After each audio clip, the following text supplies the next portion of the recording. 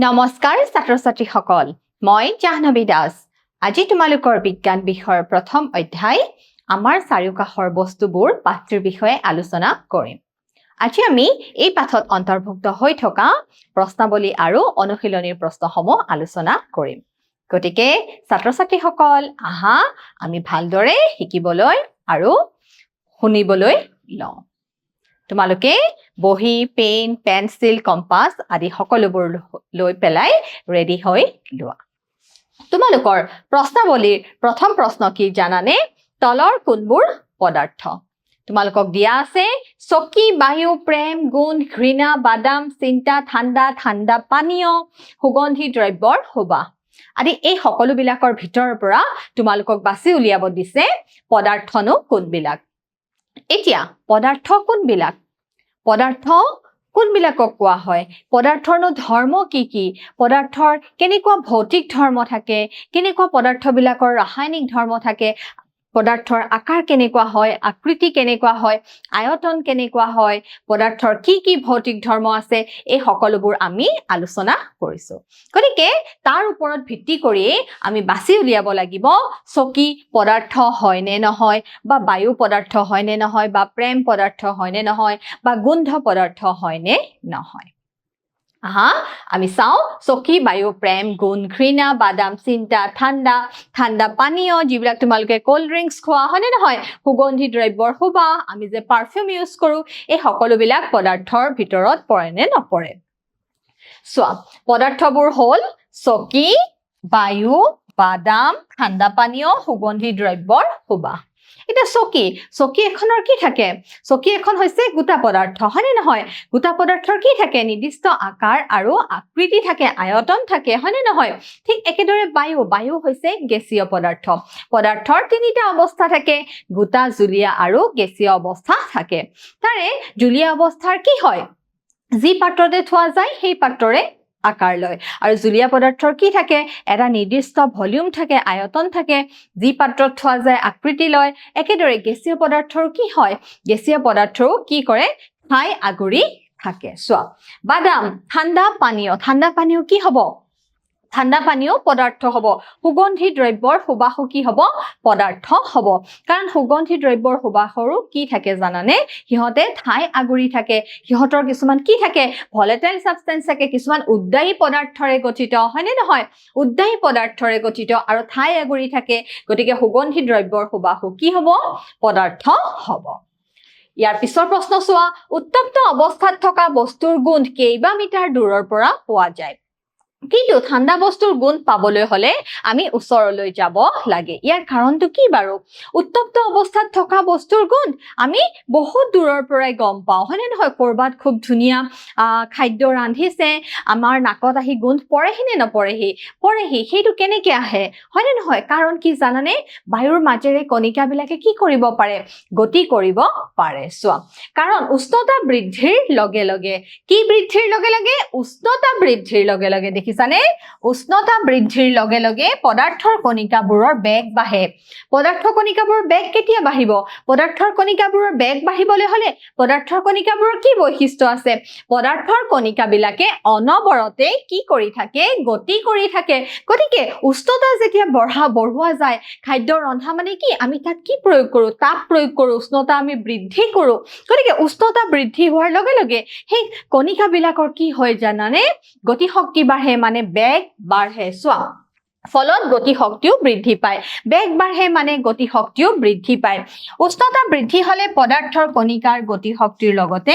ব্যাপনৰ মাত্ৰাও বৃদ্ধি পায় দেখিছানে ব্যাপনৰ মাত্ৰাও কি হ'বলৈ ধৰে বৃদ্ধি পাবলৈ ধৰে সেইবাবে গৰম বস্তুৰ গুণ কেইবা মিটাৰ দূৰৰ পৰা পোৱা যায় কিছানে গৰম বস্তুৰ গুণ কৰবাত দূৰত খাদ্য ৰান্ধিছে আমাৰ গুণ ধুনীয়াকে নাকত আহি পৰেহি আমি গম পাওঁ তাত দেখোন মাংস বনাইছে তাত দেখোন তেল মাৰিছে হয়নে নহয় তাতে কৰবাত খুব ধুনীয়া চব্জি বা ভাজি বনাইছে হয়নে নহয় আমি গোন্ধৰ পৰাই দূৰত কৰবাত মেগী বনাইছে হয়নে নহয় গতিকে সেইটো কিহৰ কাৰণে হয় জানানে উষ্ণতা বৃদ্ধি পোৱাৰ লগে লগে কণিকাবিলাকৰ কি হয় বেগ বাঢ়ে ফলত কি হয় গতি শক্তি বৃদ্ধি পায় আৰু ব্যাপনৰ মাত্ৰাও বৃদ্ধি পায় সেয়েহে আমি উত্তপ্ত অৱস্থাত থকা বস্তুৰ গুণ কেইবা মিটাৰ দূৰৰ পৰাই পাওঁ কিন্তু ঠাণ্ডা বস্তুৰ গুণ আমি অনুভৱ কৰিব নোৱাৰো চোৱা এজন ডুবাৰুৱে সাঁতোৰাৰ সময়ত পুখুৰীৰ পানী ফালি সোমাই যাব পাৰে পদাৰ্থৰ কি ধৰ্মৰ ভিত্তিত এইটো সম্ভৱ দেখিছানে এজন ডুবাৰুৱে সাঁতোৰাৰ সময়ত পানী ফালি ফালি সোমাই যাব পাৰে হেতু কিয় হয় জানানে পানীৰ কণিকাবিলাকৰ মাজত কেনেকুৱা থাকে পানীৰ কণিকাবিলাকৰ মাজত কিছুমান কি থাকে খালি ঠাই থাকে আৰু জলীয় পদাৰ্থৰ ক্ষেত্ৰত কি হয় কণিকাবিলাকৰ যি আকৰ্ষণ বল সেই আকৰ্ষণ বল কি হয় কঠিন পদাৰ্থৰ তুলনাত কম হয় চোৱা পানীৰ কণিকাবোৰৰ আকৰ্ষণ বল আছে যদিও এই আকৰ্ষণ বল কি হোৱাৰ বাবে সেই আকৰ্ষণ বল কম হোৱাৰ বাবে দেখিছানে জলীয় পদাৰ্থৰ কণিকাবিলাকৰ মাজতো কি আছে আকৰ্ষণ বল আছে কিন্তু এই আকৰ্ষণ বল কম হোৱাৰ বাবে এজন ডুবাৰুৱে সাঁতোৰাৰ সময়ত পুখুৰীৰ পানী কি কৰিব পাৰে পুখুৰীৰ পানী ফালি সোমাই যাব পাৰে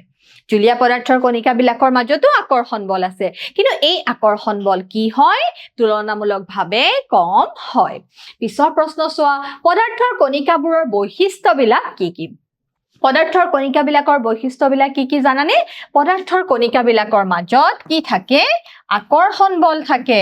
পদাৰ্থৰ কণিকাবিলাকৰ মাজত কি থাকে আকৰ্ষণ বল থাকে আকৌ পদাৰ্থৰ কণিকাবিলাকৰ কি কৰি থাকে অনবৰতে গতি কৰি থাকে পদাৰ্থৰ কণিকাবিলাকে অনবৰতে গতি কৰি থাকে গতিশীল অৱস্থাত থাকে আকৌ পদাৰ্থৰ কণিকাবিলাকৰ মাজত কি থাকে জানানে ব্যৱধান থাকে পদাৰ্থৰ কণিকাবিলাকৰ মাজত কি থাকে ব্যৱধান থাকে বা খালি ঠাই থাকে সেয়ে কি হয় আমি পানীত নিমখ দি দিছো তেতিয়া অলপ সময়ৰ পিছত নিমখখিনি কি হৈ যায় পানীত দ্ৰৱীভূত হৈ যায় বা চেনি দি দিছো কি হৈ যায় চেনিখিনিও কি হৈ যায় তাত গলি যায় বা পবি যায় মানে দ্ৰৱীভূত হৈ যায় হেতু কিয় সম্ভৱ হয় কাৰণ পানীৰ কণিকাবিলাকৰ মাজতো কি থাকে জানানে খালি ঠাই থাকে বা ব্যৱধান থাকে চোৱা বৈশিষ্ট্যবোৰ হল পদাৰ্থৰ কণিকাবিলাকৰ মাজত ব্যৱধান আছে পদাৰ্থৰ কণিকাবোৰ অনবৰতে গতি কৰি থাকে পদাৰ্থৰ কণিকাবিলাকে অনবৰতে গতি কৰি থাকে পদাৰ্থৰ কণিকাবোৰৰ মাজত কি আছে পদাৰ্থৰ কণিকাবিলাকৰ মাজত আকৰ্ষণ বলে ক্ৰিয়া কৰি থাকে পিছৰ প্ৰশ্ন চোৱা পদাৰ্থৰ প্ৰতি একক আয়তনৰ ভৰৰ পৰিমাণকে ঘনত্ব বোলে ঘনত্ব সমান কি হ'ব জানানে ভৰ বাই আয়তন তলৰ পদাৰ্থবোৰ ঘনত্বৰ ঊৰ্ধ্বক্ৰমত সজোৱা বায়ু চিমনিৰ পৰা ওলোৱা ধোঁৱা মৌ পানী চকমাটি কপাহ আৰু লো এইসমূহ কি কৰিব দিছে জানানে ঘনত্বৰ ঊৰ্ধ্বক্ৰমত সজাব দিছে গতিকে আমি এই পদাৰ্থসমূহক কি কৰিম ঊৰ্ধ্বক্ৰমত সজাম চাও আহা ঊৰ্ধ্বক্ৰমত সজালে হ'ব বায়ু আটাইতকৈ কি হ'ব কম ঘনত্বৰ হ'ব তাৰ পিছত আহিব চকমাটি তাৰ পিছত চিমনিৰ পৰা ওলোৱা ধোঁৱা তাৰ পিছত আহিব কপাহ পানী মৌ আৰু লো গতিকে ইয়াৰ পৰা আমি দেখিছো যে আটাইতকৈ বেছি ঘনত্বৰ অধিকাৰী মৌলটো হৈছে লো দেখিছানে আৰু আটাইতকৈ কম ঘনত্ব হৈছে বায়ু আৰু চকমাটি কি হৈ যায় জানানে চকমাটি যদি আমি ভাঙি গুৰি কৰি লওঁ তেতিয়া সি বতাহত উপঙিবও পাৰে বা চকমাটি যদি মেগনেছিয়াম কাৰ্বনেটেৰে গঠিত হয় তেতিয়া হি তুলনামূলকভাৱে পাতল হয় আকৌ যদি ক্যালসিয়াম কাৰ্বনেটেৰে গঠিত হয় তেতিয়া আকৌ ই তুলনামূলকভাৱে অলপমান কি হয় জানানে গধুৰ হয় গতিকে এইখিনি তোমালোকে মনত ৰাখিবা আমি এয়া ঊৰ্ধ্বক্ৰমত সজাইছো ইয়াৰ পিছৰ প্ৰশ্ন চোৱা পদাৰ্থৰ বিভিন্ন অৱস্থাৰ বৈশিষ্ট্যবোৰৰ পাৰ্থক্য দেখুৱাই এখন কি কৰিব দিছে তোমালোকক এখন তালিকা বনাব দিছে চোৱা গোটা জলীয় অৱস্থা বা তৰল অৱস্থা হয়নে নহয় আৰু গেছীয় অৱস্থা গোটা অৱস্থা কি থাকে গোটা বা কঠিন অৱস্থাৰ কি থাকে নিৰ্দিষ্ট আকৃতি আৰু আয়তন থাকে দেখিছানে গোটা বা কঠিন পদাৰ্থৰ কি থাকে নিৰ্দিষ্ট আকৃতি আৰু আয়তন থাকে তাৰ পিছত জলীয় বা তৰল পদাৰ্থৰ কি থাকে নিৰ্দিষ্ট আয়তন আছে কিন্তু নিৰ্দিষ্ট কি নাই আকৃতি নাই আমি গ্লাস এটাত পানী থৈ ভৰাইছো পানীখিনি গিলাসটোৰ আকৃতি লয় হয়নে নহয় বা বাটি এটাত থৈছো বা এটা বাকেটত ৰাখিছো তেতিয়া হেইটোৰে কি লয় আকাৰটো গ্ৰহণ কৰে চোৱা গেছৰ কিন্তু কি হয় জানানে নিৰ্দিষ্ট আকৃতি আৰু আয়তন নাই গেছীয় পদাৰ্থৰ নিৰ্দিষ্ট আকৃতি আৰু আয়তন নাই আন্তঃকণিকাৰ আকৰ্ষণ অতি বেছি কঠিন পদাৰ্থৰ ক্ষেত্ৰত যি পদাৰ্থৰ কণিকাবিলাকৰ মাজৰ যি আন্তঃ আণৱিক আকৰ্ষণ বল সেই আকৰ্ষণ বলটো কি হৈ যায় জানানে খুব বেছি হয় যথেষ্ট বেছি হয় তাৰ পিছত চোৱা জুলীয়া বা তৰল পদাৰ্থৰ ক্ষেত্ৰত আন্তঃকণিকাৰ আকৰ্ষণ মধ্যমীয়া আন্তঃকণিকাৰ আকৰ্ষণ কি হয় মধ্যমীয়া হয় আন্তঃকণিকাৰ আকৰ্ষণ একেবাৰে কম নিম্নতম আন্তঃকণিকাৰ আকৰ্ষণ একেবাৰে কি হয় নিম্নতম হয় মানে আটাইতকৈ কম হয় তাৰ পিছত চোৱা গোটা পদাৰ্থৰ ক্ষেত্ৰত আন্তঃকণিকাৰ যি ব্যৱধান কি হয় অতি কম হয় আকৌ জুলীয়া পদাৰ্থৰ ক্ষেত্ৰত আন্তঃ ব্যৱধান মধ্যমীয়া হয় আনহাতে গেছীয় পদাৰ্থৰ ক্ষেত্ৰত আন্তঃকণিকাৰ ব্যৱধান কি হয় অতি বেছি হয় গোটা পদাৰ্থৰ ক্ষেত্ৰত কি হয় দৃঢ় গোটা পদাৰ্থবোৰ কেনেকুৱা হয় দৃঢ় হয় টান হয় আৰু ইহঁতৰ কোনো ধৰণৰ সংকোচন প্ৰক্ৰিয়া নঘটে কিন্তু জুলীয়া পদাৰ্থৰ ক্ষেত্ৰত কি হয় জানানে জুলীয়া পদাৰ্থ দৃঢ় নহয় আৰু সামান্য পৰিমাণৰ কি ঘটে সংকোচন ঘটে জুলীয়া পদাৰ্থ কি কৰিব পাৰি সংকোচন ঘটাব পাৰি আনহাতে গেছীয় পদাৰ্থ কি হয় জানানে একেবাৰে দৃঢ় নহয় সেইবাবে ইহঁতক কি কৰিব পাৰি সহজতে গেছীয় পদাৰ্থক সহজতে কি কৰিব পাৰি সংকোচন ঘটাব পাৰি পিছৰ প্ৰশ্ন চোৱা তলৰ বিষয়বিলাকৰ ওপৰত মন্তব্য দিয়া দৃঢ়তা সংকোচনশীলতা প্ৰবাহিতা আকাৰ গতি শক্তি আৰু ঘনত্ব আমি এটা এটাকৈ চাওঁ আহা চোৱা দৃঢ়তা বাহ্যিক বল প্ৰয়োগ কৰিলেও কি বল প্ৰয়োগ কৰিলেও বাহিৰৰ পৰা বল প্ৰয়োগ কৰিলেও মানে বাহ্যিক বল প্ৰয়োগ কৰিলেও পদাৰ্থই নিজৰ আকৃতি সলনি নকৰা ধৰ্মকে কি বুলি কোৱা হয় দৃঢ়তা বুলি কোৱা হয় তুমি বাহিৰৰ পৰা বল প্ৰয়োগ কৰিছা কিন্তু তাৰ পিছতো কি কৰিব পৰা নাই সেই পদাৰ্থই তাৰ নিজৰ আকৃতি সলনি কৰা নাই তাকে কি বুলি কোৱা হয় দৃঢ় বুলি কোৱা হয় তুমি গধুৰ টেবুল এখন তুমি প্ৰচণ্ড বল প্ৰয়োগ কৰিছা কিন্তু টেবুলখন কি কৰিব পৰা নাই তুমি ভাঙিব পৰা নাই কোনো ধৰণৰ আকৃতি সলাব পৰা নাই তেনেহলে তেতিয়া সেই পদাৰ্থক টেবুলখনক আমি কি কম দৃঢ় পদাৰ্থ এখন ইটাৰ বেৰ তুমি কি কৰিছা প্ৰচণ্ড হেঁচা প্ৰয়োগ কৰিছা ইটাৰ বেৰখন ভাঙিবলৈ কিন্তু তুমি পাৰিছানে নাই পাৰা গতিকে তেনেকুৱা পদাৰ্থক আমি কি বুলি কম দৃঢ় বুলি কম আৰু সেই ধৰ্মটোকে আমি কি বুলি কম দৃঢ়তা বুলি কম চোৱা সংকোচনশীলতা চাপ প্ৰয়োগ কৰি দেখিছানে সংকোচনশীলতাৰ লগত কিহৰ সম্বন্ধ আছে চাপ প্ৰয়োগ কৰি পদাৰ্থৰ কণিকাবোৰৰ ব্যৱধান কম কৰিব পৰা ধৰ্মটোক সংকোচনশীলতা বুলি কোৱা হয় আমি চাপ প্ৰয়োগ কৰিব পাৰো চাপ প্ৰয়োগ কৰি আমি পদাৰ্থৰ কি কৰিব পাৰো কণিকাবোৰৰ যি মাজত যি ব্যৱধান থাকে পদাৰ্থৰ কণিকাবিলাকৰ মাজত যি আন্তঃআণৱিক ব্যৱধান থাকে সেই ব্যৱধান আমি চাপ প্ৰয়োগ কৰি কি কৰিব পাৰো কমাব পাৰো ডিক্ৰিজ কৰিব পাৰো গতিকে সেই ধৰ্মটোকে কি বুলি কোৱা হয় সংকোচনশীলতা বুলি কোৱা হয় জুলীয়া আৰু গেছীয় পদাৰ্থই সংকোচনশীলতা দেখুৱায় দেখিছানে কঠিন পদাৰ্থই সংকোচনশীলতা ধৰ্ম নেদেখুৱায় কাৰণ কঠিন পদাৰ্থৰ কণিকাবিলাকৰ মাজত কি হয় আকৰ্ষণ বল অতি প্ৰবল দৃঢ় হয় খুব বেছি কিন্তু জুলীয়া আৰু গেছীয় পদাৰ্থই কি দেখুৱায় সংকোচনশীলতা ধৰ্ম দেখুৱায় প্ৰবাহিতা মানে কি জুলীয় পদাৰ্থ বৈ যাব পাৰে হয়নে নহয় এইটো হৈছে জুলীয়া পদাৰ্থৰ ধৰ্ম বা গুণাগুণ তুমি পকাত অলপ পানী পেলাই দিলা পানীখিনি কি হৈ যায় পানীখিনি বৈ যায় হয়নে নহয় সেইটো সেই জুলীয়া পদাৰ্থৰ কি হয় ধৰ্ম হয় জুলীয়া পদাৰ্থৰ গুণ হয় পানী সদায় বৈ যায় হয়নে নহয় চোৱা আকাৰ সলাব পাৰে ইয়াকে কি বুলি কোৱা হয়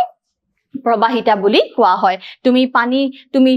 যি পাত্ৰতে থোৱা সেই পাত্ৰৰে জুলীয়া পদাৰ্থই কি কৰে আকাৰ লয় চোৱা আকাৰ স্পষ্ট পৰিসীমা নিৰ্দিষ্ট আকৃতি আৰু আয়তনকে কি বুলি কোৱা হয় আকাৰ বুলি কোৱা হয় স্পষ্ট পৰিসীমা এটা নিৰ্দিষ্ট পৰিসীমাত স্পষ্ট পৰিসীমাত এটা নিৰ্দিষ্ট আকৃতি আৰু আয়তনকে কি বুলি কোৱা হয় আকাৰ বুলি কোৱা হয় গতি শক্তি গতিশীল অৱস্থাত কণিকাৰ সৈতে জড়িত শক্তিক কি বুলি কোৱা হয় গতি শক্তি বুলি কোৱা হয় গতিশীল অৱস্থাত কণিকাৰ সৈতে জড়িত থকা শক্তি গতিশীল অৱস্থাত যি কণিকা থাকে সেই কণিকাবিলাকৰ লগত সেই কণিকাৰ মাজত যি শক্তি নিহিত হৈ থাকে তাকে কি বুলি কোৱা হয় গতি শক্তি বুলি কোৱা হয় গতিকে গতি শক্তিৰ লগত কি জড়িত হৈ থাকে জানানে গতি শক্তিৰ লগত ভৰ জড়িত হৈ থাকে বেগ জড়িত হৈ থাকে সোৱা উষ্ণতা বৃদ্ধিৰ লগে লগে গতি শক্তিও কি হয় বৃদ্ধি পায় উষ্ণতা বৃদ্ধিৰ লগে লগে পদাৰ্থৰ কণিকাবিলাকৰ মাজত গতি শক্তিও বৃদ্ধি পায় ঘনত্ব মানে কি জানানে প্ৰতি একক আয়তনত থকা ভৰক প্ৰতি একক আয়তনত থকা ভৰক পদাৰ্থৰ কি বুলি কোৱা হয় ঘনত্ব বুলি কোৱা হয় তাৰ মানে ঘনত্ব সমান কি হ'ব ভৰ বাই আয়তন আৰু তোমালোকক মই কৈ থওঁ ঘনত্বৰ যদি এসআই একক সোধে তেতিয়া কি বুলি কবা ভৰৰ এসআই একক কি হয় কিলোগ্ৰাম আৰু আয়তনৰ এসআই একক কি হয় মিটাৰ কিউব হয়নে নহয় গতিকে ঘনত্বৰ এসআই একক কি হ'ব কিলোগ্ৰাম পাৰ মিটাৰ কিউব বা তোমালোকে কিলোগ্ৰাম মিটাৰ কিউব ইনভাৰ্স হিচাপেও লিখিব পাৰা প্ৰতি একক আয়তনত থকা ভৰৰ পৰিমাণকে প্ৰতি একক আয়তনত থকা ভৰক পদাৰ্থবিধৰ কি বুলি কোৱা হয় পদাৰ্থবিধৰ ঘনত্ব বুলি কোৱা হয় পিছৰ প্ৰশ্ন চোৱা কোনো এটা বন্ধ পাত্ৰত গেছ ৰাখিলে সেই গেছ পাত্ৰটোৰ সকলো অংশ অধিকাৰ কৰে কোনো যদি বন্ধ পাত্ৰ এটাত আমি গেছ ৰাখো তেনেহলে সেই গেছে পাত্ৰটোৰ সকলো অংশ কি কৰি লয় সকলো অংশ অধিকাৰ কৰি লয় চাও আমি ইয়াৰ কাৰণ হল গেছীয় পদাৰ্থৰ কণিকাবোৰৰ মাজত আকৰ্ষণ শক্তি নিম্নতম মানে একেবাৰে কম গেছীয় পদাৰ্থৰ কণিকাবিলাকৰ মাজত যেহেতু আকৰ্ষণ শক্তি অতিকে কম গতিকে হিহতে কি কৰি লয় সেই পাত্ৰটোৰ সম্পূৰ্ণ ঠাই অধিকাৰ কৰে হোৱাৰ বাবে পাত্ৰ এটাত গেছ ৰাখিলে সেই গেছে পাত্ৰটোৰ সকলো অংশ কি কৰি লয় অধিকাৰ কৰি লয় কাৰণ গেছীয় পদাৰ্থৰ কণিকাবিলাকৰ মাজত যি আন্তঃআণৱিক আকৰ্ষণ বল একেবাৰে নিম্নতম হয় পিছৰ প্ৰশ্ন চোৱা ধাৰক পাত্ৰৰ বেৰত কি হয় গেছে চাপ দিয়ে তোমালোকক ব্যাখ্যা কৰিব দিছে ধাৰক পাত্ৰৰ বেৰত গেছে চাপ দিয়ে চাও আহা গেছীয় অৱস্থাত কণিকাবোৰে যাদৃচ্ছিকভাৱে দেখিছানে ৰেন্ডমলি যাদৃচ্ছিকভাৱে গেছীয় অৱস্থাত কি হয় কণিকাবোৰে তীব্ৰ বেগত যাদৃচ্ছিকভাৱে কি কৰে ঘূৰি ফুৰিব পাৰে এনেকুৱা চলনৰ বাবে কণিকাবোৰে পৰস্পৰক খুন্দা মাৰে যে যাদৃচ্ছিকভাৱে গেছীয় কণিকাবিলাকে তীব্ৰ বেগত গতি কৰি ফুৰিব পাৰে সেই ধৰ্মটোৰ বাবে বা সেই চলনৰ বাবে কি কৰে ইহঁতে জানানে পৰস্পৰক কি কৰে খুন্দা মাৰে আৰু ধাৰক পাত্ৰৰ বেৰতো খুন্দা মাৰে আৰু খুন্দাৰ ফলত ধাৰক পাত্ৰৰ বেৰত কি হয় চাপৰ সৃষ্টি হয় এইটোৱে হৈছে গেছৰ চাপ ধাৰক পাত্ৰৰ বেৰত কি হয় চাপৰ সৃষ্টি হয় আৰু হেইটোকে কি বুলি কোৱা হৈছে গেছৰ চাপ বুলি কোৱা হৈছে পিছৰ প্ৰশ্ন চোৱা কাঠৰ টেবুল এখনক কঠিন পদাৰ্থ বুলিব পাৰি কাঠৰ টেবুল এখনক কিয় কঠিন পদাৰ্থ বুলিব পাৰি কাৰণ কাঠৰ টেবুলখনৰ কি থাকে নিৰ্দিষ্ট আকৃতি থাকে আয়তন থাকে এক নিৰ্দিষ্ট ঠাই কি কৰি থাকে আগুৰি থাকে সো কাৰণ টেবুলখনৰ নিৰ্দিষ্ট আকাৰ ভৰ আৰু কি আছে আয়তন আছে যেহেতু কাঠৰ টেবুলখনৰ নিৰ্দিষ্ট ভৰ আছে নিৰ্দিষ্ট আকাৰ আছে নিৰ্দিষ্ট আয়তন আছে গতিকে কাঠৰ টেবুল এখনক আমি কি বুলি ক'ব পাৰো গোটা পদাৰ্থ বা কঠিন পদাৰ্থ বুলি ক'ব পাৰো পিছৰ প্ৰশ্ন চোৱা বায়ুত আমাৰ হাতখন সহজতে ঘূৰাব পাৰো কিন্তু কাঠ এডোখৰ মাজেৰে ঘূৰাবলৈ এজন কেৰাটে বিশেষজ্ঞৰ প্ৰয়োজন হয় দেখিছানে বায়ুত আমি আমাৰ হাতখন মই দেখিছানে এতিয়া হাতখন মই মোৰ নিজৰ ইচ্ছামতে ঘূৰাই থাকিব পাৰিছো হেতু কিয় পাৰিছো জানানে কাৰণ বায়ুৰ কণিকাবিলাকৰ মাজত কি থাকে বায়ুৰ কণিকাবিলাকৰ মাজতো কি থাকে আকৰ্ষণ বল কম থাকে আৰু খালি ঠাই থাকে চোৱা কাৰণ বায়ুৰ কণিকাৰ মাজত আকৰ্ষণ বল কম দেখিছানে বায়ুৰ কণিকাবিলাকৰ মাজত যি আন্তঃআণৱিক আকৰ্ষণ বল সেই আকৰ্ষণ বল কি হয় কম হয় লগতে কণিকাবোৰৰ মাজত ব্যৱধান বেছি সেই কাৰণে সহজতে হাত ঘূৰাব পাৰো দেখিছা কণিকাবিলাকৰ মাজত এটা কণিকাৰ পৰা হিটো কণিকাৰ মাজত যি ব্যৱধান সেই ব্যৱধান বেছি হয় সেইবাবে আমি সহজতে হাতখন ঘূৰাই থাকিব পাৰো আনহাতে কাঠ এডোখৰৰ মাজেৰে হাতখন ঘূৰাবলৈ এজন কেৰাটে বিশেষজ্ঞৰ প্ৰয়োজন হয় কাৰণ কাঠ হৈছে কঠিন পদাৰ্থ আৰু কঠিন পদাৰ্থৰ কণিকাবিলাকৰ মাজত যি আন্তঃআণৱিক আকৰ্ষণ বল সেই আকৰ্ষণ বল প্ৰবল হয় খুব বেছি হয় সেই কাৰণে আমি কাঠৰ মাজেৰে হাতখন ঘূৰাব নোৱাৰো তাৰ কাৰণে কিহৰ প্ৰয়োজন হয় এজন কেৰাটে বিশেষজ্ঞৰহে প্ৰয়োজন হয় কাৰণ কাঠৰ কণিকাবিলাকৰ মাজত আকৰ্ষণ বেছি আৰু কণিকাবোৰ টানকৈ বান্ধ খাই থাকে বুজিছানে পদাৰ্থৰ যি কঠিন পদাৰ্থ আছে সেই কণিকাবিলাকৰ মাজত আকৰ্ষণ বল খুব বেছি আৰু কণিকাবোৰ খুব টানকৈ বান্ধ খাই থাকে ইয়াৰ পিছৰ প্ৰশ্ন চোৱা কঠিন পদাৰ্থৰ তুলনাত জুলীয়া পদাৰ্থৰ ঘনত্ব কম কিন্তু দেখিছানে বৰফ পানীত উপঙে কিয় বাৰু আমি জানো যে কঠিন পদাৰ্থৰ তুলনাত জুলীয়া পদাৰ্থৰ কি হয় ঘনত্ব কম হয় কিন্তু বৰফটো কঠিন পদাৰ্থ কিন্তু বৰফটো কি হৈ থাকে পানীত উপঙি থাকে আমি দেখুৱে বৰফ কঠিন পদাৰ্থ কাৰণ বৰফৰ কি হয় নিৰ্দিষ্ট আকৃতি আছে হয়নে নহয় গতিকে বৰফ পানীত কি হয় বৰফ কিন্তু পানীত উপঙিহে থাকে এতিয়া তোমালোকে নিশ্চয় জানা পানীৰ পৰা যে বৰফ হয় কিমান ডিগ্ৰী সেলসিয়াছত হয় পানী সদায় 0 ডিগ্ৰী সেলসিয়াছত গোট মাৰে আকৌ পানী সদায় কি হয় 0 ডিগ্ৰী সেলসিয়াছতে আকৌ জুলীয়া অৱস্থা প্ৰাপ্ত হয় সোৱা কাৰণ পানীৰ কণিকাবোৰ গোট মাৰি বৰফ সৃষ্টি হয় যদিও বৰফৰ কণিকাবোৰৰ মাজত বহুতো কি থাকি যায় খালি ঠাই থাকি যায় আৰু বৰফৰ ঘনত্ব পানীৰ ঘনত্বতকৈ কি হয় জানানে কম হয় যেহেতু বৰফৰ ঘনত্ব পানীৰ ঘনত্বতকৈ কম হয় সেয়ে বৰফ কি হয় জানা বৰফ পানীত উপঙি থাকে যাৰ ফলত বৰফৰ ঘনত্ব কম হয় আৰু পানীত কি হয় উপঙে বৰফৰ ঘনত্ব পানীৰ ঘনত্বতকৈ কম হোৱাৰ কাৰণে কি হয় বৰফ সদায় পানীত উপঙি থাকে সোৱা পিছৰ প্ৰশ্ন তলত দিয়া উষ্ণতাবোৰ সেলসিয়াছ স্কেলত প্ৰকাশ কৰা 300 কেলভিন আমি জানো উষ্ণতাৰ এসআই একক কি হয় কেলভিন হয় আৰু উষ্ণতাৰ আন এটা যি জোখাৰ একক হেতু হৈছে ডিগ্ৰী সেলসিয়াছ এতিয়া এটা নিয়ম আছে আমি সেলসিয়াছ স্কেলক কি কৰিব পাৰো কেলভিন স্কেললৈ নিব পাৰো আকৌ আমি কেলভিন স্কেলৰ পৰা কলৈ আনিব পাৰো সেলসিয়াছ স্কেললৈ আমি আনিব পাৰো বা প্ৰকাশ কৰিব পাৰো এতিয়া আমাক 300 কেলভিনক কলৈ নিবলৈ দিছে সেলসিয়াছলৈ নিব দিছে এতিয়া এটা নিয়ম আছে আমি কেলভিনৰ পৰা যদি ডিগ্ৰী সেলসিয়াছ লৈ প্ৰকাশ কৰিব লাগে তেতিয়া আমি 273 কি কৰিব লাগে জানানে 273 আমি কেলভিন উষ্ণতাৰ পৰা সদায় মাইনাস মানে বিয়োগ কৰিব লাগে গতিকে আমি 300 ৰ পৰা 273 মাইনাস কৰিলে আমি কিমান পাম আনসাৰ 273 আমি মাইনাস কৰি দিও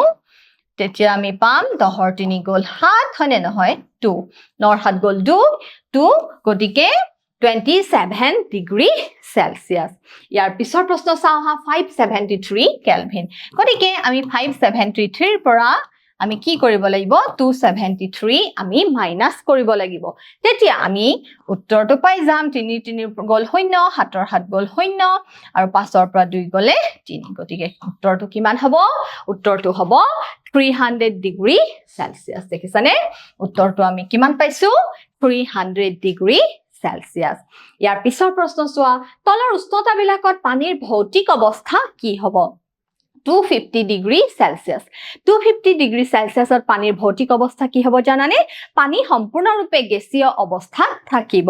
চোৱা 250 ডিগ্ৰী সেলসিয়াছ উষ্ণতাত পানী গেছীয় অৱস্থাত পোৱা যায় দেখিছানে পানী 100 ডিগ্ৰী সেলসিয়াছত উতলে বাষ্প অৱস্থা প্ৰাপ্ত হয় হয়নে নহয় গতিকে 250 ডিগ্ৰী সেলসিয়াছ গতিকে পানী সম্পূৰ্ণৰূপে কি অৱস্থাত থাকিব গেছীয় অৱস্থাত থাকিব ইয়াৰ পিছত চোৱা 100 ডিগ্ৰী সেলসিয়াছ পানী 100 ডিগ্ৰী সেলসিয়াছত উতলে গতিকে সেইখিনি সময়ত পানী তৰল আৰু গেছীয় এই দুইটা অৱস্থাতে থাকিব দেখিছানে 100 ডিগ্ৰী সেলসিয়াছ উষ্ণতাত পানী তৰল আৰু গেছীয়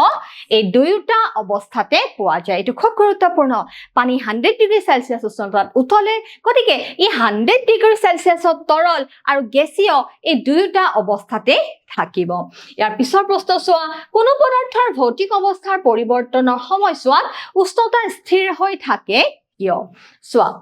ভৌতিক অৱস্থাৰ পৰিৱৰ্তনৰ সময়ছোৱাত উষ্ণতা স্থিৰ হৈ থকাৰ কাৰণ হ'ল উষ্ণতা পদাৰ্থৰ অৱস্থাৰ পৰিৱৰ্তনৰ কাৰণে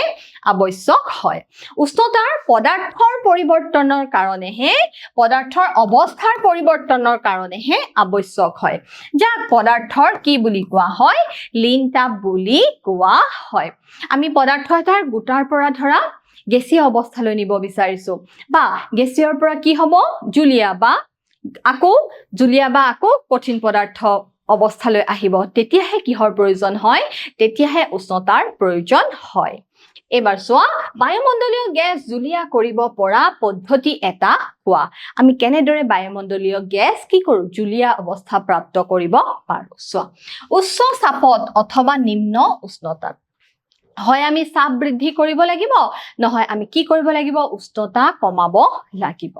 উচ্চ চাপত অথবা নিম্ন উষ্ণতাত বায়ুমণ্ডলীয় গেছক জুলীয়া বা তৰল অৱস্থালৈ আনিব পাৰি উচ্চ চাপত নহলে নিম্ন উষ্ণতাত ইয়াৰ পিছৰ প্ৰশ্ন চোৱা ডিজাৰ্ট কুলাৰ এটাই শুষ্ক গৰম দিনত ভালকৈ ঠাণ্ডা কৰে কিয় শুষ্ক গৰম দিনত ভালকৈ ঠাণ্ডা কৰে শুষ্ক গৰম দিনত উষ্ণতা বেছি আৰু আৰ্দ্ৰতা কম হয় শুষ্ক গৰম দিনত উষ্ণতা যেহেতু বৃদ্ধি পাই থাকে আৰু আৰ্দ্ৰতা মানেনো কি আৰ্দ্ৰতা হৈছে বায়ুত থকা জলীয় বাষ্পৰ পৰিমাণ বায়ুত যি পৰিমাণৰ জলীয় বাষ্প নিহিত হৈ থাকে তাকে সেই অঞ্চলৰ বায়ুৰ কি বুলি কোৱা হয় আৰ্দ্ৰতা বুলি কোৱা হয় যাৰ ফলত বাষ্পীভৱনৰ হাৰ কি হয় বৃদ্ধি পায় শুষ্ক গৰম দিনত যেহেতু উষ্ণতা বেছি হৈ থাকে আৰু কি হয় আৰ্দ্ৰতা কমি থাকে গতিকে উষ্ণতা বৃদ্ধিৰ লগে লগে কি বৃদ্ধি পায় বাষ্পীভৱনৰ হাৰ বৃদ্ধি পায় বা বাষ্পীভৱনৰ বেগ বাঢ়ে উষ্ণতা যিমানে বৃদ্ধি হ'ব সিমানে বাষ্পীভৱন কি হ'ব বৃদ্ধি পাব সিমানে বাষ্পীভৱনৰ হাৰো কি হ'ব বৃদ্ধি পাব আৰ্দ্ৰতা যিমানে আৰ্দ্ৰতা কমিব সিমানে কি হ'ব বাষ্পীভৱন বৃদ্ধি পাব আৰ্দ্ৰতা যিমানে কমিব সিমানে কি হ'ব বাষ্পীভৱন বৃদ্ধি পাব এতিয়া বুজি পাইছা তোমালোকে উষ্ণতা বৃদ্ধি হোৱাৰ লগে লগে বাষ্পীভৱনৰ হাৰ কি হয় বৃদ্ধি পায় সেয়ে ডিজাৰ্ট কুলাৰ এটাই শুষ্ক গৰম দিনত কি কৰিব পাৰে ভালকৈ ঠাণ্ডা কৰিব পাৰে পিছৰ প্ৰশ্ন চোৱা গ্ৰীষ্মকালত মাটিৰ কলহৰ পানী ঠাণ্ডা হৈ থাকে কিয় গ্ৰীষ্মকালত মাটিৰ কলহৰ পানী ঠাণ্ডা হৈ থাকে মাটিৰ কলহত কি থাকে বিভিন্ন প'ৰ্ছ থাকে হয়নে নহয় বিভিন্ন ফুটা থাকে হয়নে চোৱা মাটি কলহত পানী থলে তাত থকা সৰু সৰু ছিদ্ৰবোৰে বিভিন্ন ছিদ্ৰ বা কিছুমান ফুটা থাকে চোৱা পানীৰ বাষ্পীভৱন হয় আৰু বাষ্পীভৱনত যি তাপৰ প্ৰয়োজন হয় সেই পাত্ৰটোৰ পৰা আহৰণ কৰে দেখিছানে বাষ্পীভৱনৰ কাৰণে যি তাপৰ প্ৰয়োজন হয় সেয়া পাত্ৰটোৰ পৰা আহৰণ কৰে যাৰ ফলত গ্ৰীষ্মকালত মাটি কলহৰ পানী ঠাণ্ডা হৈ থাকে ইয়াৰ পিছৰ প্ৰশ্ন চোৱা হাতৰ তলুৱাত এচিটন পেট্ৰল বা সুগন্ধি আতৰ ঢালি ললে ঠাণ্ডা অনুভৱ হয় কিয় হাতৰ তলুৱাত যদি আমি এচিটন বা পেট্ৰল বা অন্য কিছুমান সুগন্ধি দ্ৰব্য ঢালি লওঁ আমি কি অনুভৱ কৰোঁ ঠাণ্ডা অনুভৱ কৰোঁ কাৰণ কি জানানে তেতিয়া সেই পদাৰ্থই হাতৰ তলুৱাৰ পৰা কি আহৰণ কৰে জানা হাতৰ তলুৱাৰ পৰা শক্তি আহৰণ কৰে চোৱা হাতৰ তলুৱাত ঠাণ্ডা অনুভৱ কৰাৰ কাৰণ হ'ল এচিটন পেট্ৰল বা সুগন্ধি আতৰ ঢালি দিলে এইবোৰ কি হয় বাষ্পীভৱন হয় আৰু বাষ্পীভৱনত প্ৰয়োজন হোৱা যি তাপ শিকৰ পৰা আহৰণ কৰে হাতৰ তলুৱাৰ পৰা আহৰণ কৰে আৰু বাষ্পীভৱনত প্ৰয়োজন হোৱা তাপ হাতৰ তলুৱাৰ পৰা লয় ফলত আমি কি অনুভৱ কৰোঁ ফলত আমি ঠাণ্ডা অনুভৱ কৰোঁ পিছৰ প্ৰশ্ন চোৱা গৰম চাহ বা গাখীৰ কাপত লৈ খোৱাতকৈ প্লেটত লৈ খোৱা সহজ কিয় আমি খুব যেতিয়া আমি ধৰা চাহ কাপ বহুত গৰম হৈ আছে কোনোবাই কি কৰে প্লেটত ঢালি খায় হেতু কিয় জানানে কাৰণ কাপটোতকৈ প্লেটখনৰ কি হয় এইটো ধৰা কাপ হয়নে নহয় আৰু এইখন ধৰা প্লেট এতিয়া কাপটোতকৈ প্লেটখনৰ কি হয় প্লেটখনৰ পৃষ্ঠকালি বেছি দেখিছানে কাপটোতকৈ প্লেটৰ কি বেছি পৃষ্ঠকালি বেছি কাপতকৈ প্লেটৰ পৃষ্ঠকালি বেছি সেয়ে চাহখিনি যেতিয়া চাহ বা কফি যেতিয়া কি কৰা হয় প্লেটত ঢালি লোৱা হয় তেতিয়া বাষ্পীভৱনৰ হাৰ কি হয় বৃদ্ধি পায় চোৱা কাৰণ প্লেটত ললে গাখীৰ বা চাহৰ পৃষ্ঠকালি বাঢ়ে ফলত বাষ্পীভৱনৰ মাত্ৰা বাঢ়ে আৰু সোনকালে কি হয় ঠাণ্ডা হয় দেখিছানে বাষ্পীভৱনৰ বেগ বৃদ্ধি পায় ফলত কি হয় গাখীৰ বা চাহ বা কফি যিয়ে নোখোৱা তোমালোকে যিয়ে নোলোৱা কিয় সি সোনকালে কি হ'বলৈ ধৰে সি সোনকালে ঠাণ্ডা হ'বলৈ ধৰে পিছৰ প্ৰশ্ন চোৱা গ্ৰীষ্মকালত আমি কি ধৰণৰ কাপোৰ পিন্ধিব লাগে গ্ৰীষ্মকালত আমি সদায় কপাহী বা পাতল ৰঙৰ বস্ত্ৰ পৰিধান কৰিব লাগে কিয় জানানে আমি জানো পাতল ৰঙে তাপ কি কৰে হিট কি কৰে প্ৰতিফলিত কৰে হয়নে নহয় গতিকে আমি সদায় কেনেকৈ পিন্ধিব লাগে পাতল ৰং বা কপাহী কাপোৰ পিন্ধিব লাগে গ্ৰীষ্মকালত আমি কপাহী কাপোৰ পিন্ধিব লাগে কাৰণ কপাহী কাপোৰে আমাৰ গাৰ পৰা ওলোৱা ঘাম আমাৰ গাৰ পৰা যি ঘাম ওলাই সেই ঘাম ভালদৰে কি কৰে শোষণ কৰে ভালদৰে শোষণ কৰি বায়ুমণ্ডললৈ কি হোৱাত সহায় কৰে বায়ুমণ্ডললৈ বাষ্পীভূত হোৱাত সহায় কৰে গৰম দিনত আমি যে পিন্ধা কপাহী কাপোৰে আমাৰ গাৰ পৰা যি ঘাম নিৰ্গত হয় সেই ঘাম ভালদৰে শোষণ কৰি ল'ব পাৰে আৰু বায়ুমণ্ডললৈ বাষ্পীভূত হোৱাত সহায় কৰে দেখিছানে ঘাম ভালদৰে শোষণ কৰি বায়ুমণ্ডললৈ বাষ্পীভূত হোৱাত সহায় কৰে বাষ্পীভৱনৰ লীন তাপৰ পৰিমাণ সমান তাপ শক্তি আমাৰ দেহৰ পৰা শোষণ কৰি লয় বাবে আমাৰ দেহটো শীতল পৰি যায় আৰু এনেও পাতল ৰঙে কি কৰে পাতল ৰঙে সূৰ্যৰ পৰা অহা যি তাপ হিট তাক কি কৰিব পাৰে প্ৰতিফলিত কৰিব পাৰে পিছৰ প্ৰশ্ন চোৱা তলৰ উষ্ণতাবিলাক চেলচিয়াছত প্ৰকাশ কৰা 293 কেলভিন এতিয়া আমি কেলভিনৰ পৰা সেলসিয়াস স্কেল নিবলৈ হলে আমি কি কৰিব লাগিব 293 ৰ পৰা আমি 273 মাইনাস কৰিব লাগিব গতিকে ইয়াৰ উত্তৰটো কিমান হ'ব ইয়াৰ উত্তৰটো হ'ব 20 ডিগ্ৰী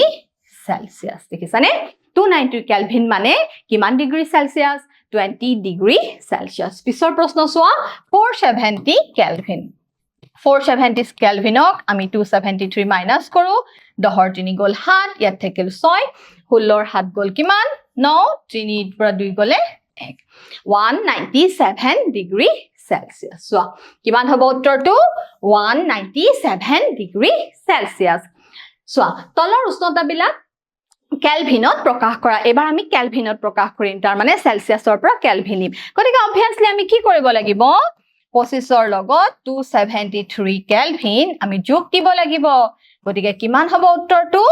298 কেলভিন চোৱা 25 ডিগ্ৰী সেলসিয়াসৰ লগত আমি 273 প্লাস কৰিলো গতিকে কি হ'ব 298 কেলভিন পিছৰ প্ৰশ্ন চোৱা 373 ডিগ্ৰী সেলসিয়াস একেদৰে আমি কি কৰিব লাগিব 273 273 প্লাস কৰিলে আমি কিমান পাম 646 কেলভিন পাম পিছৰ প্ৰশ্ন চোৱা খোলা ঠাইত নেপথালিন বল কেইদিনমান থৈ দিলে নাইকিয়া হৈ যায় হয় খোলা ঠাইত আমি নেপথালিন বল থৈ দিলে নাইকিয়া হৈ যায় কাৰণ নেপথালিন হৈছে কি জানানে এটা উদ্দায়ী পদাৰ্থ কেনেকুৱা পদাৰ্থ নেপথালিন হৈছে এটা উদ্দায়ী পদাৰ্থ নেপথালিন বল এটা কেইদিনমান থৈ দিলে নাইকিয়া হোৱাৰ কাৰণ হ'ল ঊৰ্ধ্বপাতন আৰু চোৱা ঊৰ্ধ্বপাতন মানেনো কি যি প্ৰক্ৰিয়াত কঠিনৰ পৰা কি হ'ব পাৰে পুনে পুনে গেছীয় হ'ব পাৰে ইয়াতে মাজৰ যি ইন্টাৰমিডিয়েট অৱস্থা মানে জুলীয়া অৱস্থা প্ৰাপ্ত নোহোৱাকৈ কঠিনৰ পৰা কি হ'ব পাৰে গেছীয় হ'ব পাৰে দেখিছানে কঠিনৰ পৰা ডাইৰেক্ট কি হ'ব পাৰে গেছীয় অৱস্থা প্ৰাপ্ত হ'ব পাৰে এই কঠিনৰ পৰা যে পুনে পুনে গেছীয় অৱস্থা প্ৰাপ্ত হয় মাজৰ ইন্টাৰমিডিয়েট জুলীয় অৱস্থা প্ৰাপ্ত নোহোৱাকৈ সেই প্ৰক্ৰিয়াটোকে কি বুলি কোৱা হয় জানানে সেই প্ৰক্ৰিয়াটোকে ঊৰ্ধ্বপাতন বুলি কোৱা হয় কঠিনৰ পৰা পুনে পুনে গেছীয় অৱস্থা কঠিনৰ পৰা পুনে পুনে গেছীয় অৱস্থা প্ৰাপ্ত হয় কাৰণে নেপথালিন বল খোলা ঠাইত থৈ দিলে ই কি হৈ যায় নাইকিয়া হৈ যায় দেখিছানে ফলত নেপথালিন বলটো কঠিন অৱস্থাৰ পৰা পুনে পুনে গেছীয় অৱস্থা প্ৰাপ্ত হয় ফলত এটা সময়ত ই কি হৈ পৰে নাইকিয়া হৈ পৰে পিছৰ প্ৰশ্ন চোৱা দূৰৰ পৰা আঁতৰৰ গুণ পোৱা যায় আমি অলপ আগত পঢ়িছোৱে সুগন্ধি দ্ৰব্যৰ সুবাস হয়নে নহয় ই কি হয় এটা পদাৰ্থ হয় কাৰণ ই কি অধিকাৰ কৰি থাকে ই ঠাই আগুৰি থাকে আৰু ইয়াৰ লগত কি থাকে কিছুমান উদ্দায়ী পদাৰ্থ থাকে গতিকে দূৰৰ পৰা আঁতৰৰ গুণ পোৱা যায় আমি চাওঁ আহাম দূৰৰ পৰা আঁতৰৰ গুণ পোৱা যায় কাৰণ আঁতৰৰ কণিকাবোৰে ক্ষিপ্ৰভাৱ বায়ুৰ কণিকাৰ লগত মিহলি হৈ বহু দূৰলৈকে কি কৰিব পাৰে ই বিয়পি যাব পাৰে আৰু আমাৰ নাকত লাগে সেয়ে দূৰৰ পৰাই আঁতৰৰ গুণ পোৱা যায় পিছৰ প্ৰশ্ন চোৱা কণিকাবোৰৰ মাজৰ আকৰ্ষণ বল ঊৰ্ধ্বক্ৰমত সজোৱা পানী চেনি আৰু অক্সিজেন চোৱা কণিকাবোৰৰ মাজৰ আকৰ্ষণ বলৰ ঊৰ্ধ্বক্ৰমত সজাব দিছে গতিকে আটাইতকৈ কম হৈছে কাৰ গেছীয় পদাৰ্থৰ আমি জানো গেছীয় অৱস্থাত থকা পদাৰ্থৰ কণিকাবিলাকৰ আন্তঃআণৱিক আকৰ্ষণ বল আটাইতকৈ কম গতিকে প্ৰথমে কি আহিব অক্সিজেন তাৰ পিছত কি আহিব জুলীয়া অৱস্থা মানে পানী তাৰ পিছত কি আহিব কঠিন অৱস্থা মানে চেনি কাৰণ কঠিন অৱস্থাত থকা পদাৰ্থৰ কণিকাবিলাকৰ মাজত আকৰ্ষণ বল আটাইতকৈ বেছি হয় গতিকে ইয়াৰ ঊৰ্ধ্বক্ৰমটো হ'ব অক্সিজেন পানী আৰু চেনি ইয়াৰ পিছৰ প্ৰশ্ন চোৱা তলৰ উষ্ণতাত পানীৰ ভৌতিক অৱস্থা কি 25 ডিগ্ৰী সেলসিয়াস মানে যেটো আমাৰ ৰুম টেম্পাৰেচাৰ হয় 25 ডিগ্ৰী সেলসিয়াসত কি হয় পানী জুলীয়া অৱস্থাত থাকে দেখিছানে 25 ডিগ্ৰী সেলসিয়াসত পানী কেনেকুৱা অৱস্থাত থাকে জুলীয়া অৱস্থাত থাকে 0 ডিগ্ৰী সেলসিয়াসত পানী কেনেকুৱা থাকিব বৰফটো থাকিব আৰু গোটা অৱস্থা প্ৰাপ্ত হয় পানী বৰফ হয় বা গোটা অৱস্থা প্ৰাপ্ত হয় 100 ডিগ্ৰী সেলসিয়াসত পানী কি হ'ব 100 ডিগ্ৰী সেলসিয়াসত পানী জুলীয়া আৰু গেছীয় এই দুয়োটা অৱস্থাতে পোৱা যায় 100 ডিগ্ৰী সেলসিয়াসত পানী উতলে গতিকে ইজুলীয়া আৰু গেছীয় বা বাষ্প এই দুয়োটা অৱস্থাতে পোৱা যায় পিছৰ প্ৰশ্ন চোৱা সাধাৰণ উষ্ণতাত পানী জুলীয়া সাধাৰণ উষ্ণতাত পানীৰ কি থাকে নিৰ্দিষ্ট আয়তন থাকে আছে যদিও নিজা আকৃতি নাই লগতে প্ৰবাহিতা দেখুৱায় হেহে সাধাৰণ উষ্ণতাত পানী জুলীয়া সাধাৰণ উষ্ণতাত পানীৰ কি থাকে নিৰ্দিষ্ট আয়তন থাকে কিন্তু ইয়াৰ কি নাই নিজা আকৃতি নাই যি পাত্ৰত থোৱা যায় সেই পাত্ৰৰে আকৃতি লয় আকৌ জুলীয়া পদাৰ্থ বৈ যাব পাৰে যেটো কি বুলি কোৱা হয় প্ৰবাহিতা বুলি কোৱা হয় হেহে সাধাৰণ উষ্ণতাত পানী কেনেকুৱা পদাৰ্থ সাধাৰণ উষ্ণতাত পানী জুলীয়া পদাৰ্থ পিছৰ প্ৰশ্ন চোৱা সাধাৰণ উষ্ণতাত লুৰ আলমাৰিটো কঠিন সাধাৰণ উষ্ণতাত লুৰ আলমাৰিটো কঠিন কাৰণ লুৰ আলমাৰিটোৰ কি আছে নিৰ্দিষ্ট ভৰ আছে নিৰ্দিষ্ট আয়তন আছে নিৰ্দিষ্ট আকৃতি আছে হয়নে নহয় চোৱা সাধাৰণ উষ্ণতাত লু দৃঢ় আৰু নিৰ্দিষ্ট গহ বা আকৃতি আছে কাৰণে লুৰে নিৰ্মিত আলমাৰিটো সদায় কি হয় লুৰে নিৰ্মিত আলমাৰিটো কঠিন পদাৰ্থ পিছৰ প্ৰশ্ন চোৱা 273 কেলভিন উষ্ণতাত থকা বৰফে একে উষ্ণতাত থকা পানীতকৈ বেছি ঠাণ্ডা কৰে কিয় 273 কেলভিন উষ্ণতাত থকা বৰফে একে উষ্ণতাত থকা পানীতকৈ বেছি ঠাণ্ডা কৰে কাৰণ 273 কেলভিন উষ্ণতাত থকা বৰফ তুলনামূলকভাৱে একে উষ্ণতাত থকা পানীতকৈ কম শক্তি নিহিত হৈ থাকে কম পৰিমাণৰ শক্তি নিহিত হৈ থাকে পিছৰ প্ৰশ্ন চোৱা উতলা পানী আৰু পানীৰ ভাপৰ কোনটোৱে বেছিকৈ পুৰিব উতলা পানী বা ভাপৰ পানীৰ ভাপে বেছিকৈ পুৰিব কাৰণ একে উষ্ণতাত থকা জলীয় ভাপৰ কণিকাবোৰৰ শক্তি পানীৰ কণিকাবোৰৰ শক্তিতকৈ কি হয় বেছি হয় একে উষ্ণতাতে থকা ভাপৰ জলীয় ভাপৰ কণিকাবিলাকৰ শক্তি সাধাৰণ উষ্ণতাত থকা যি পানীৰ কণিকাবোৰৰ শক্তি তাতকৈ কি হয় বেছি হয় জলীয় ভাপৰ কণিকাবোৰে অতিৰিক্ত লিনতাপ ধৰি ৰখাৰ বাবে এনে হয় পিছৰ প্ৰশ্ন চোৱা অৱস্থাৰ পৰিৱৰ্তন দেখুৱাই তলৰ চিত্ৰত A B C D E আৰু F ৰ নাম দিয়া তোমালোকক এটা চিত্ৰ দিয়া হৈছে চোৱা এতিয়া A গোটাৰ পৰা কি হৈছে জুলীয়া অৱস্থা প্ৰাপ্ত হৈছে দেখিছানে A গতিকে তাক আমি কি বুলি কৈছো গলন বুলি কৈছো তাৰ পিছত চোৱা B দেখিছানে জুলীয়াৰ পৰা কি অৱস্থা প্ৰাপ্ত হৈছে B জুলীয়াৰ পৰা গেছীয় অৱস্থা প্ৰাপ্ত হৈছে গতিকে আমি তাক কি বুলি কম বাষ্পীভৱন প্ৰক্ৰিয়া বুলি কম ধৰা পানী ভাপ হৈ ওপৰলৈ উৰি গৈছে পানী জুলীয়াৰ পৰা কি অৱস্থা পাইছে গেছীয় অৱস্থা পাইছে গতিকে সেই প্ৰক্ৰিয়াক আমি কি বুলি কম বাষ্পীভৱন বুলি কম C চাওহা গেছৰ পৰা জুলীয়া অৱস্থা পাইছে গতিকে গ্যাস কি হৈছে ঘনীভূত হৈ কি হৈছে জুলীয়া অৱস্থা প্ৰাপ্ত হৈছে গতিকে তাক আমি কি বুলি কম C প্ৰক্ৰিয়া ঘনীভৱন বুলি কম এবাৰ চাওহা D প্ৰক্ৰিয়া চোৱা জুলীয়াৰ পৰা কি অৱস্থা পাইছে গোটা অৱস্থা পাইছে গতিকে তাক আমি কি বুলি কম স্ফটিকীকৰণ বুলি কম ডিপজিট হৈছে হয় নহয় চোৱা তাৰ পিছত হৈছে ই হৈছে গোটাৰ পৰা কি অৱস্থা পাইছে গেছীয় অৱস্থা পাইছে কঠিন পদাৰ্থৰ পৰা পুনে পুনে জুলীয়া অৱস্থা প্ৰাপ্ত নোহোৱাকৈ গেছীয় অৱস্থা পাইছে সেই প্ৰক্ৰিয়াটোৰ নাম কি আছিল সেই প্ৰক্ৰিয়াটোৰ নাম আছিল ঊৰ্ধ্বপাতন আকৌ চোৱা গেছৰ পৰা গোটা অৱস্থা প্ৰাপ্ত হৈছে গতিকে গেছৰ পৰা গোটা অৱস্থা প্ৰাপ্তক আমি কি বুলি কম ইয়াত F বুলি দেখুৱা হৈছে অধক্ষেপণ বুলি ক'ব পাৰো বা অৱক্ষেপণ বুলিও ক'ব পাৰো ইংৰাজীত সেডিমেন্টেশন বুলি কোৱা হয় গতিকে গেছৰ পৰা গোটা অৱস্থা প্ৰাপ্তক আমি অধক্ষেপণ বুলি কওঁ এতিয়া নিশ্চয় তোমালোকে এই চিত্ৰত যি পদ্ধতি এটা অৱস্থাৰ পৰা আন এটা অৱস্থালৈ যোৱা যি নামাকৰণ তাক তোমালোকে নিশ্চয় হয়তো বুজি পাইছা গতিকে ছাত্ৰ ছাত্ৰীসকল এই পাঠত অন্তৰ্ভুক্ত হৈ থকা প্ৰশ্নাৱলী আৰু অনুশীলনীৰ প্ৰশ্নসমূহ তোমালোকে নিশ্চয় ভালদৰে আয়ত্ত কৰিবলৈ সক্ষম হৈছা ঘৰত ভালদৰে পঢ়া শুনা কৰিবা সকলোৰে নিজৰ স্বাস্থ্যৰ প্ৰতি যত্ন ল'বা আজিলৈ আহিছো ধন্যবাদ